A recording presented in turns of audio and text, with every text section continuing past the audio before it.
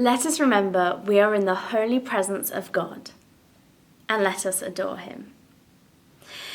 So in his Lenten message, Pope Francis calls us to renew our faith, draw from the living waters of hope, and to receive with open hearts the love of God. This sounds a bit much, but if you look in the Bible, if you look at a story in Matthew, there's a passage where Jesus takes 3 of his disciples up to the top of a mountain. And once at the top, they see Jesus transform before their very eyes. Now, light radiates off his body, and he talks to Moses and Elijah.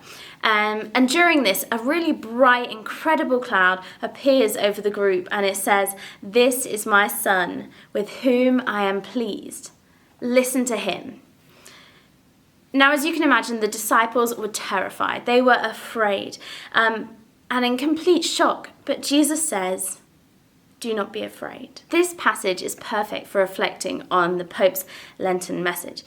First, we have the phrase, "do not be afraid," which in times like this, where all of us face so much uncertainty in our day-to-day lives, where there seems to be very little hope, we are reminded to not be afraid. In fact, the Bible has 365 counts of the phrase, "do not be afraid." One for every day of the year. A daily reminder that God is with us in our lives. He roots for us, guides us, and protects us, even when we can't see it for ourselves. He is there carrying us. He is the footprints in the sand. So then we can look at what God said on the mountaintop.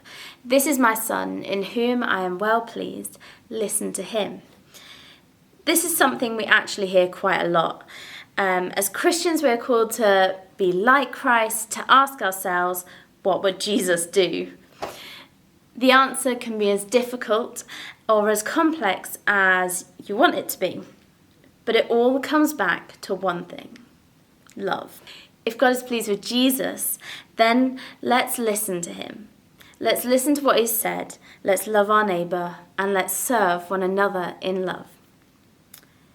During Lent, everyone rattles on about giving something up, but this year, let's not repeat the same cycle. Instead, let's think about love. After all, Jesus died on a cross for us. He cried in the Garden of Gethsemane and begged God to find another way. But he knew our salvation could only be achieved through his death and resurrection. Jesus' love for us was so immense that he suffered and died for us.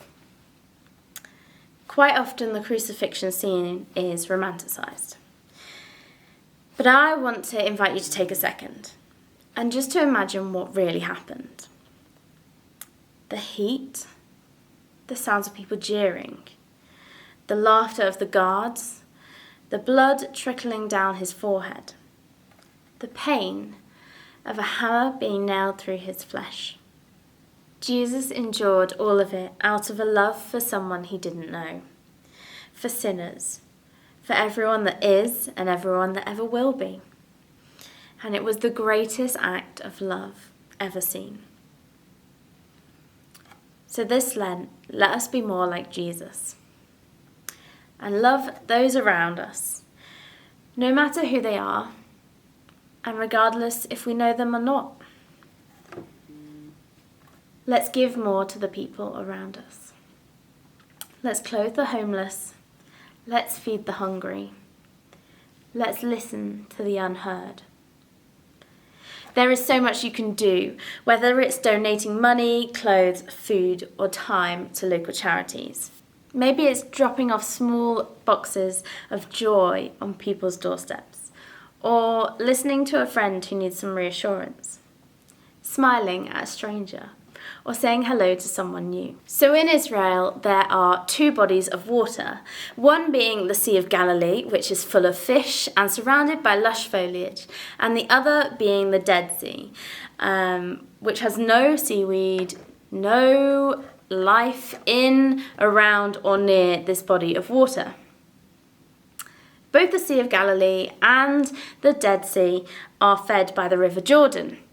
And really there's only one difference between them.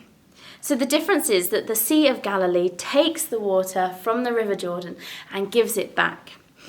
As a result, the Sea of Galilee is full of life and beauty. On the other hand, the Dead Sea takes the water but doesn't give it back. And as a result, it sustains no life at all. It is the receiving and then giving back that life is sustained. And really it's the same in our own lives. If we only ever receive love, but we don't give it back to others, to the world around us, we become stagnant, lifeless and bitter. However, if we, like the Sea of Galilee, give back as we receive, we will become vibrant, healthy and life-giving.